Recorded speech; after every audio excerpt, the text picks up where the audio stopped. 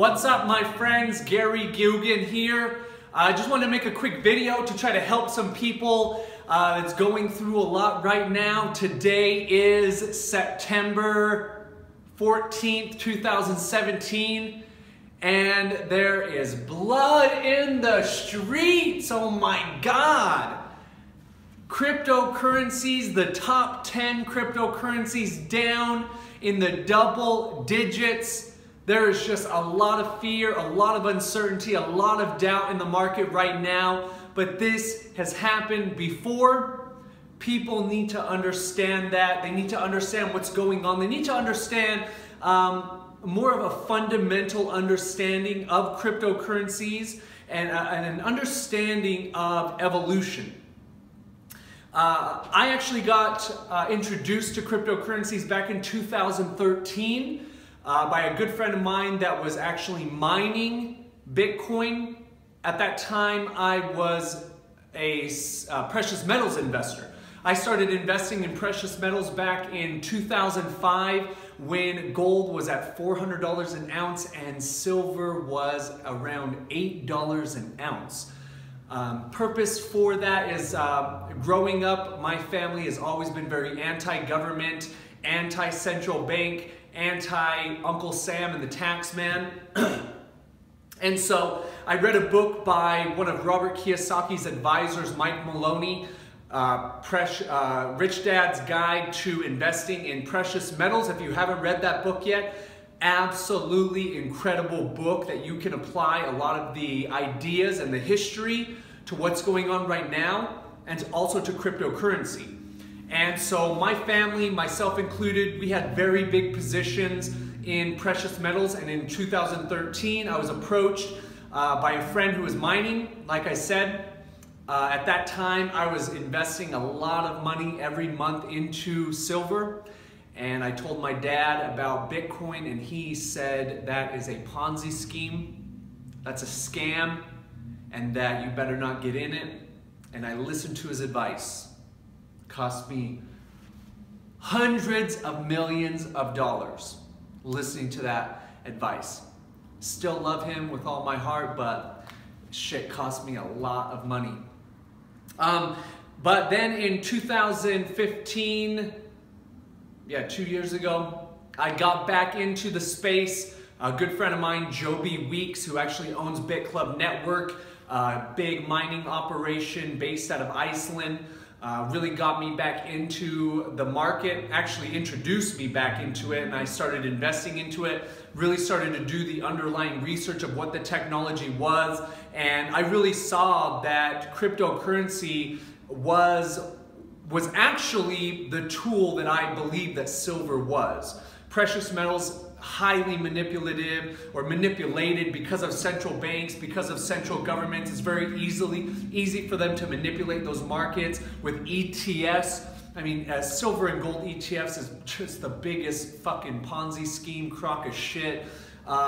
So for me, cryptocurrencies decentralized. It's not owned by any one organization. So the FBI, the IRS, they can't kick in the door to the Bitcoin building and steal all the servers. It's actually owned by each person that's invested and that is actually a part of the ecosystem. So I saw that all of the fundamentals of cryptocurrency was everything I was looking for, that had the power and the ability to overthrow the government.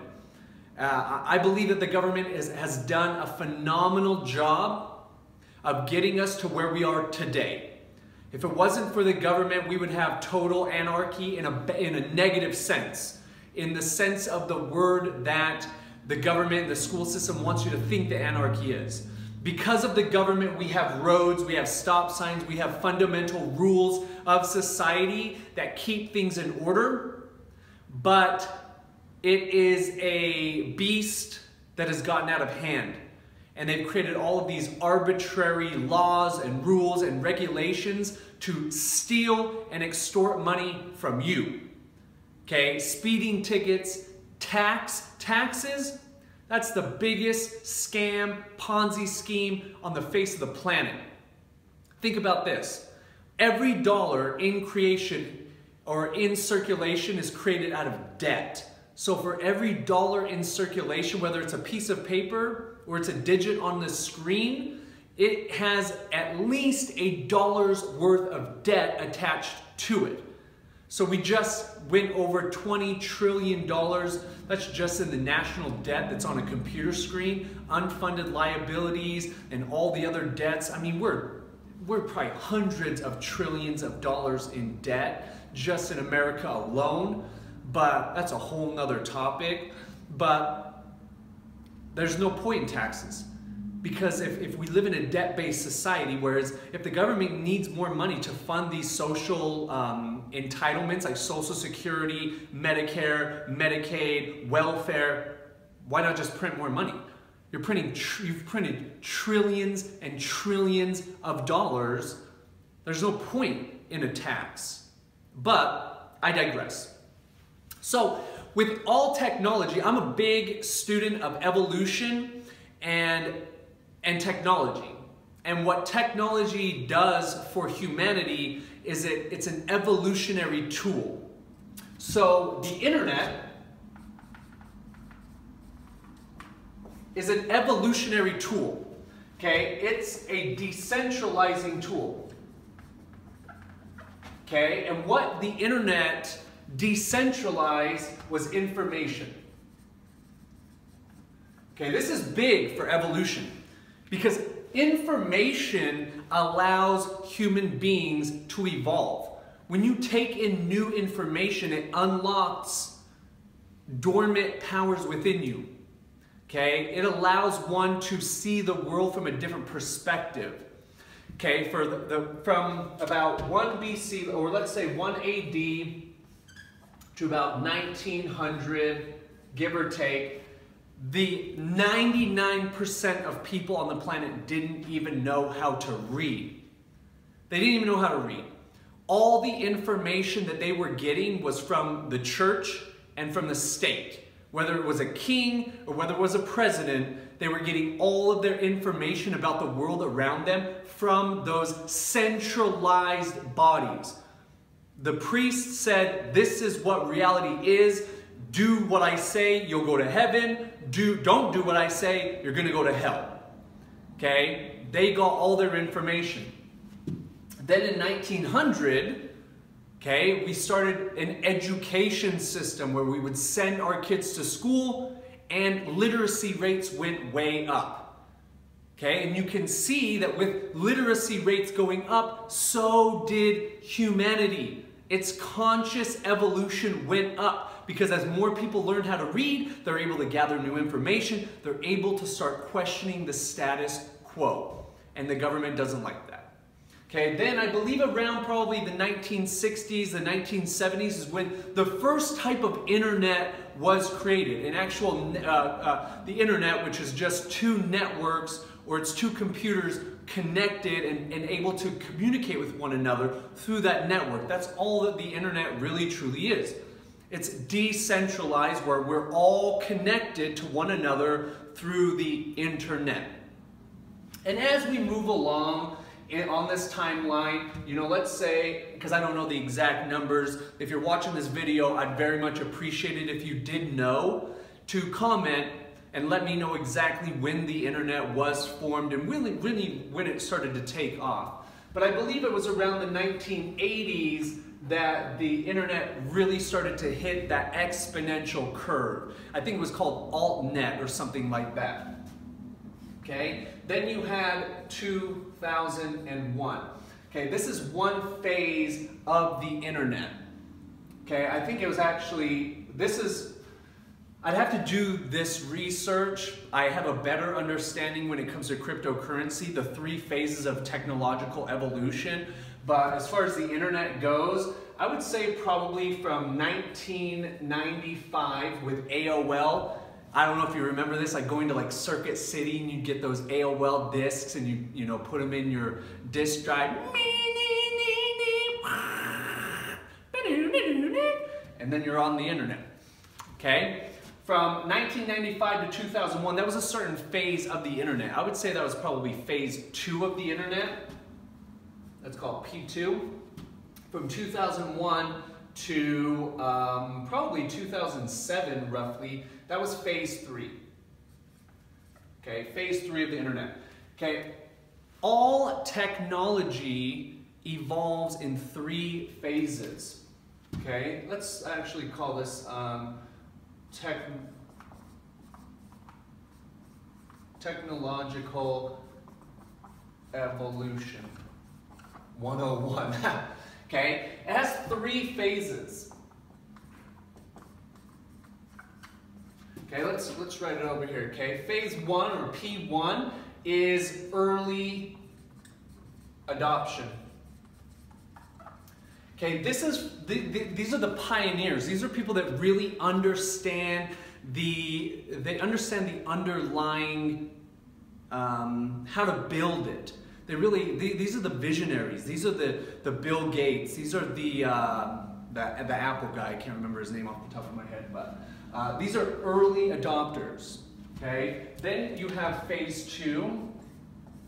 Okay, this is mass information. This is where the masses start to get informed about the technology. So this would be like 1995 to 2001. This is where more and more people were coming online, more and more people were learning about this thing called the internet. This is where you'd have like smart money, let's call it. We're gonna understand what smart money is when we get into cryptocurrency. And then you have phase 3 or P3. This is mass adoption. This is when, you know, everybody's using it. It just becomes commonplace. I'm shooting this video on my iPhone 7 Plus. This same phone connects to the internet.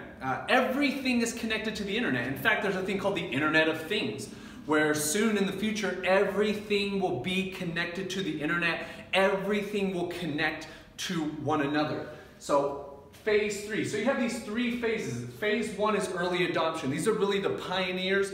These are the people who are building the infrastructure. These are people that have the long-term vision. They see that this technology is going to change the world. There were people back in the 1980s and even prior who really saw that the internet was going to change the world. Okay, then you had around 1995, give or take. This is when the mass information. This is around the time that I started using the internet. I started using the internet back in about 1993, 1995, you know, getting those AOL discs and hopping online. I remember in 2001, you know, really hopping on the Yahoo chats, picking up chicks, you know what I'm saying? Okay, and then mass adoption. This is where everybody uses the technology. Your grandma's using the technology. Everybody uses it. It just becomes commonplace. Okay, here's what I want you to understand though. Technology or evolution grows exponentially. And you can see that this is what's called the exponential curve. Okay, it starts off slow and steady, but then it really picks up. And that's based on compounding. Okay, whereas human beings, we live and we see reality linearly. 1, 2, 3, 4, 5. Okay, we age linearly, therefore we see time linearly. Okay, technology and evolution grow exponentially. It grows on top of itself. 1, 2, 4, 8, 16, 32, so on and so forth. So as we go along the timeline, it really starts to shoot up. And once it really starts to shoot up, that's mass adoption. Okay, also, each phase, it's exponentially shorter than the phase before it. Okay, so if this phase 1, just hypothetically speaking, takes 20 years, okay, phase 2 is going to be at least half the time frame of phase 1. So this phase 2 is going to last around 10 years. Okay, and then the third obviously is going to be 5 years. So because of compounding and because of the exponential growth curve, okay, each phase is going to be 50% shorter than the time frame before it.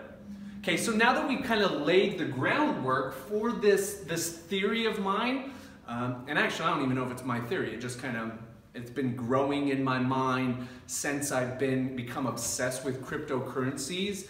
I've kind of come up with this, and that I teach personal development, and I teach that we're also coming into a much greater evolutionary phase, which I call the age of total abundance, where we're coming out of this age of scarcity, which has lasted roughly 2,000 years, or an entire astrological phase, going the phase of Pisces into the phase of Aquarius. But again, I digress. So that brings us into cryptocurrency. Okay, cryptocurrency. Cryptocurrency, in my opinion, is the greatest technological discovery in human history.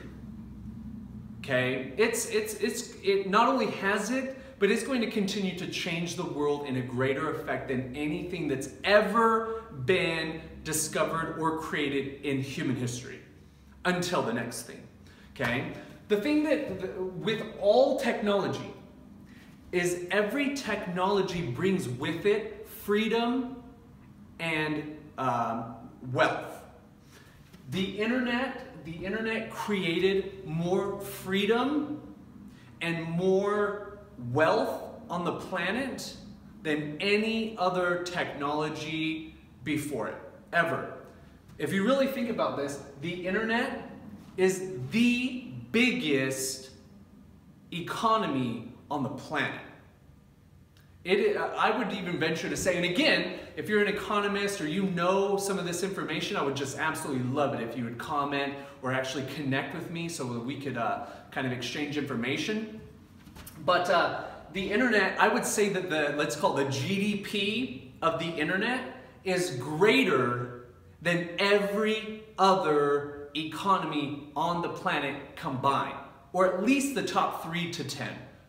Okay, there's more money generated and exchanged on the internet than any other market on the planet combined. Cryptocurrency will be even greater, hands down. Okay, the internet also created more freedom than any other technology before it. And I would say the technology before the internet that created freedom and wealth was the printing press. I believe it was Gutenberg that really made mass printing available, or created the printing press, something like that. I don't know exactly, so I'm not going to go deep into it. But cryptocurrency. Cryptocurrency is going to create more freedom and more wealth and liberty on the planet than any other invention in the history of mankind until the technology that's coming after cryptocurrency. Remember, we live in an infinite universe where there's no end to the game. Okay, there's going to be something that's going to come after cryptocurrency that will make cryptocurrency, that will render it obsolete.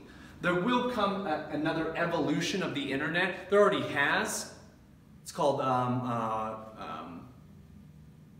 like 5G. Nobody uses dial-up anymore. It's an obsolete technology. That is this area, phase 2. It's the early stage of the internet, dial-up. So it's going to evolve. Same thing with cryptocurrency, and that's what we're already seeing. Everything that's happening in this space is just part of the natural progression and evolution of the technology. It's very simple. So, hopefully this part blows your mind. Okay, so phase 1. Phase 1 of cryptocurrency, 2009.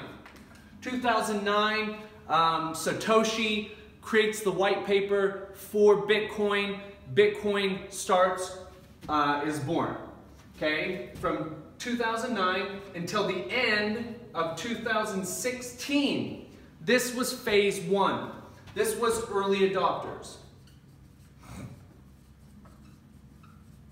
Okay, these are the people that understand the underlying technology. These are the people who laid the groundwork. Dan Larimer, Satoshi, Vitalik.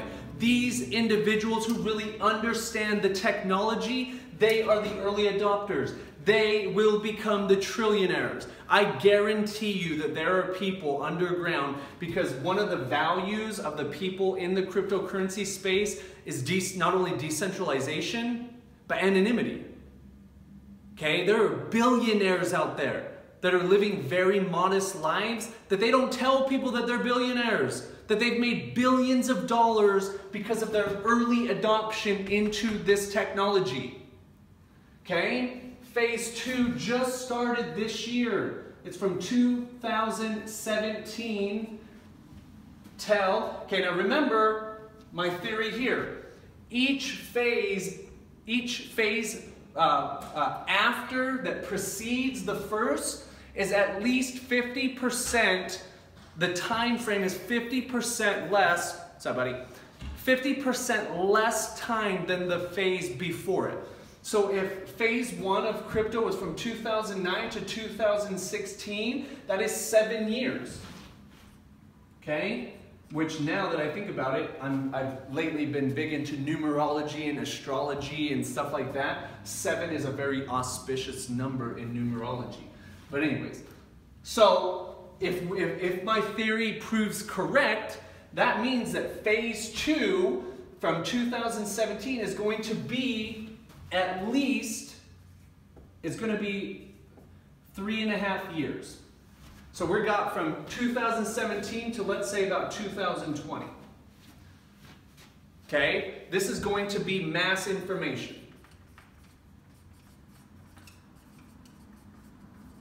Okay? And then then the third phase, phase 3, that is going to be roughly 1.75 years. Until it's just full adoption. Just like the internet. Everybody uses the internet. Even people that in phase 1 and 2, they're like, oh my God, that internet thing is a fad. It's a fly-by-night, it's a spark in the pan. I remember probably around 2004, when online banking really started to become prevalent. My dad, same guy who deterred me from getting into crypto. But anyways, my dad, I would never do online banking. I would never put my information on the internet, blah, blah, blah. Now, everybody uses online banking. Everybody uses online banking. Everybody uses the internet. It has become adopted by the masses. It has just become a normal way of life. It's something that we all use. In fact, it's something that we cannot live without at this point in history. We can't live without it. Okay? So phase 3 will be from 2020 and beyond, until the next technology comes out that replaces cryptocurrency.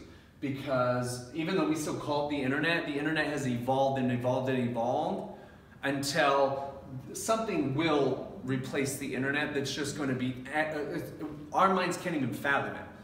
Okay, Ray Kurzweil talks about, and even Elon Musk, talking about we will have chips inside of us, inside of our brains, that will allow us to connect to the cloud just with our own consciousness. I mean, I certainly believe in those things. I'm really looking forward to that type of stuff. But the future is just so absolutely incredible. Okay? This phase is mass adoption. This is when the masses everybody will use it. The dollar, in between these two things, I'm going to digress for just a minute, is from now, 2017, from now until probably 2020, there's going to be a crash. The dollar is going to crash. It's inevitable. The fiat-based, debt-based society and culture that we've created, it's unsustainable. Okay, Jamie Dimon, just 2 days ago, one of the heads of JP Morgan Chase Bank, talking about Bitcoin being a fraud. You've got a lot of billionaire hedge fund managers talking about Bitcoin's in a bubble. This is a big bubble. This is a fucking bubble.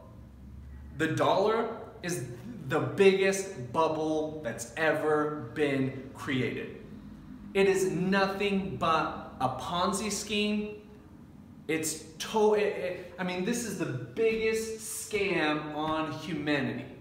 Now, yes, it's done a lot of good for the planet. Because of that, we have roads, we have structure, we have organization because of this universal means of exchange, but it's gotten to the point where now it is becoming obsolete because of cryptocurrency. This old technology is now obsolete, and that old system is going away, and a new system is simply replacing it. But the old powers that be, what I call the dinosaurs, okay, the Donald Trumps, the Draghis, all of the people who are in high positions of government power, Rothschild families, all of these old dinosaurs, they don't want the new system. They're holding on to the old one because they control it. And I'm here to tell you guys is that there's a lot of very, very brilliant minds that are in government. High-level government, high-level central banking, okay, high level. Okay, and they've worked countless hours to create the system that is now going away. And they don't want it to go away. So they're doing everything they possibly can that's in their toolbox to keep it moving forward. But it doesn't matter how hard they try. This is evolution. You can take all of the powers that be, take all their armies, all their tanks, all their guns, but you're not going to stop a tornado. You're not going to stop a hurricane. You're not going to stop a tsunami. You cannot stop evolutionary change. And that's exactly what cryptocurrency is. It's an evolutionary step in humanity. It's not going anywhere. And it's going to continue to progress, and it's rendering the old system obsolete.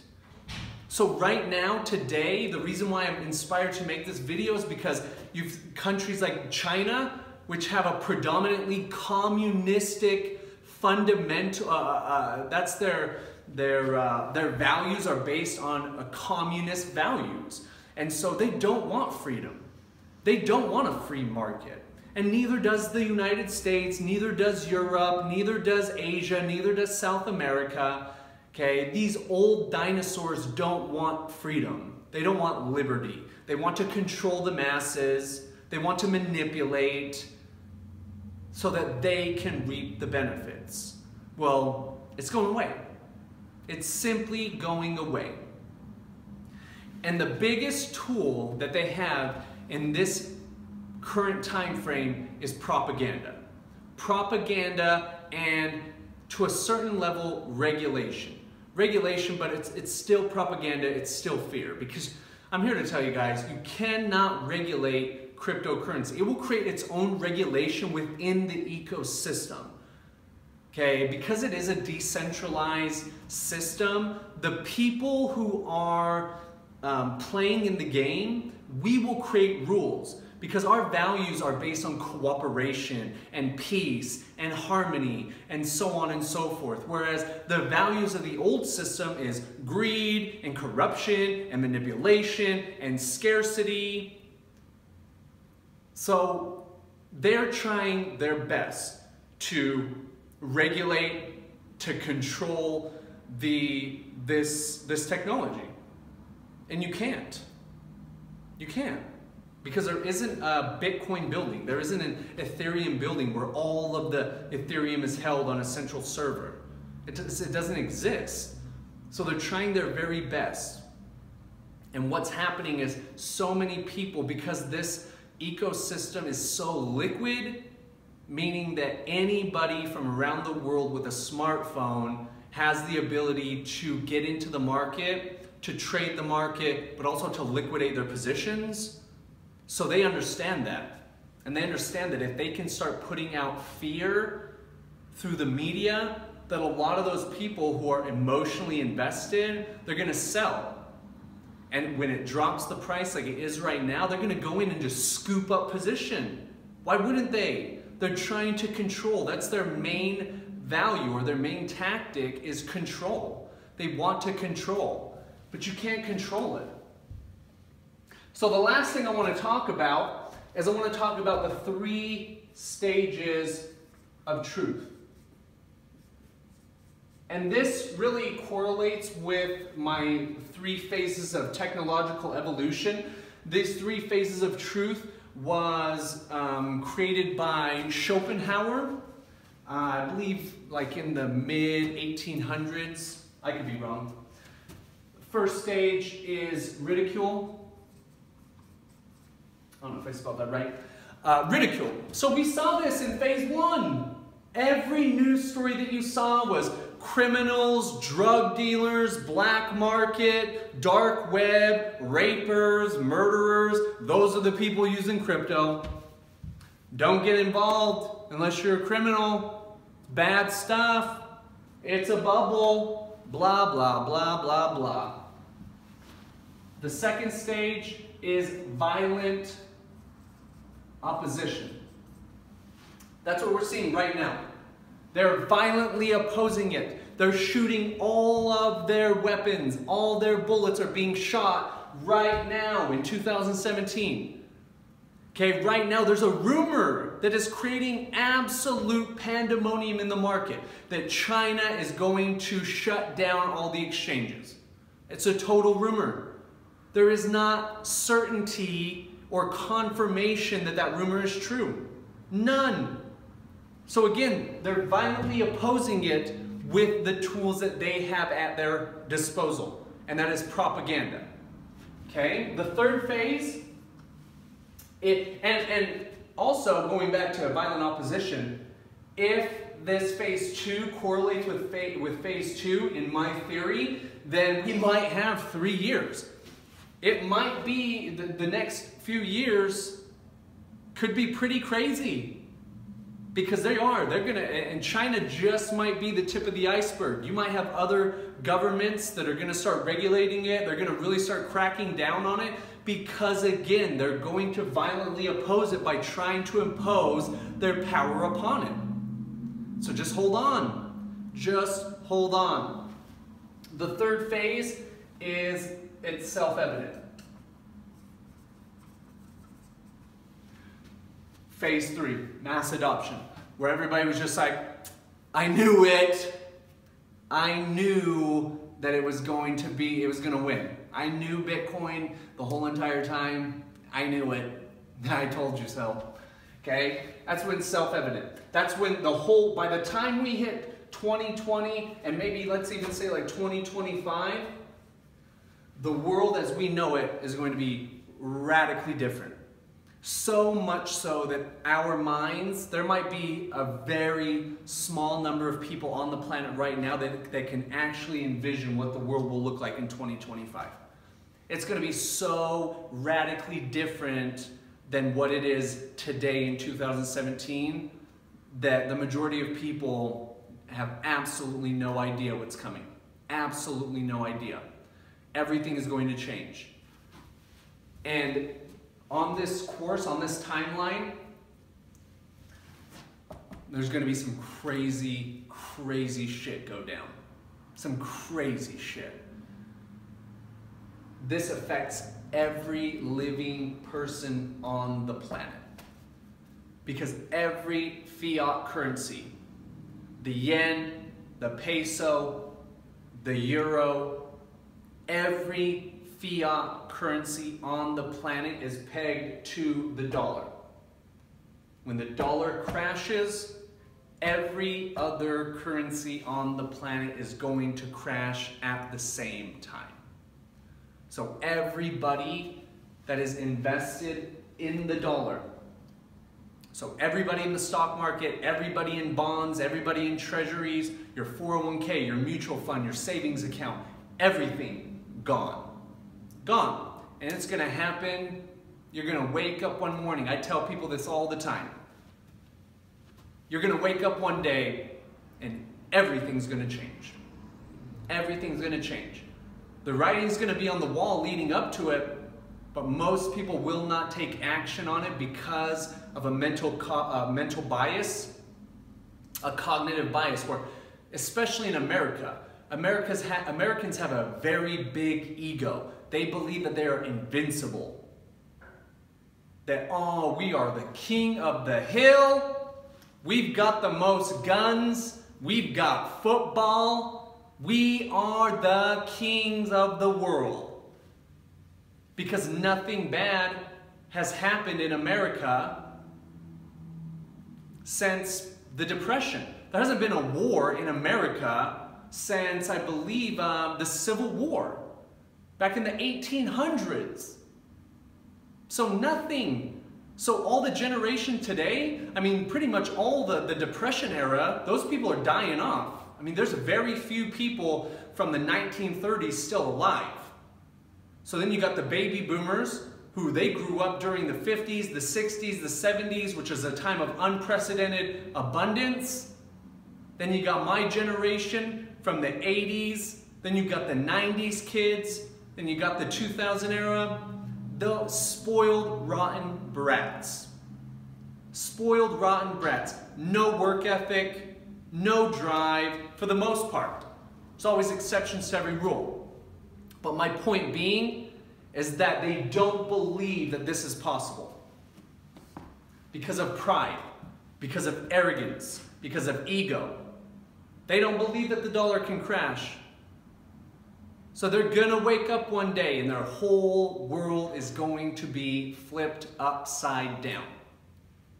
So, in parting, if you're on the fence with cryptocurrency, do your research. Like I said, if you know some of the information, like when the internet was actually created, if you can add to any of this, I would very much appreciate it so that I can refine this presentation. Because this, if you really look at this objectively, it's happening. This is all happening. This is not theory. This stuff is happening. Crypto is not going anywhere. I've read CIA papers where they're admitting crypto, you cannot shut it down. The internet is a living organism. It cannot be shut down. And because it's a living organism and because of evolution, it's obviously going to create its own money system. It's the greatest economy, the biggest, most profitable economy on the planet. Naturally, it's going to create its own money system. It's natural. So if you're not in, get in. It's very simple. You can start with $1. Okay, be the master of your own ship. Rather than letting the banks hold on to your money. Whereas one day, I mean, it's already happened. Look at Greece, bank runs just in the past decade. People woke up, just like I said, and they could not get their money. Their money was gone. It's going to happen. It's not an if, it's a when, and it's already happening.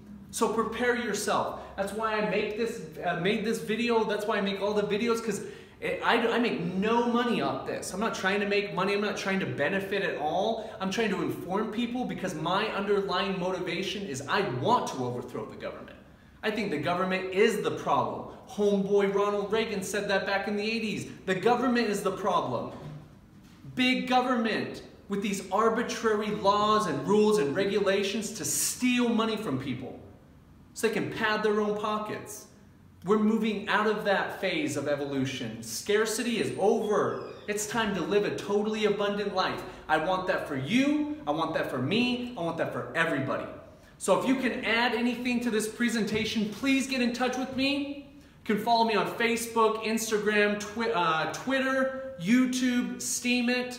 If you can add anything to this presentation, please do so. Leave it in the comments below. Thanks so much for your time. I'll see you in the future.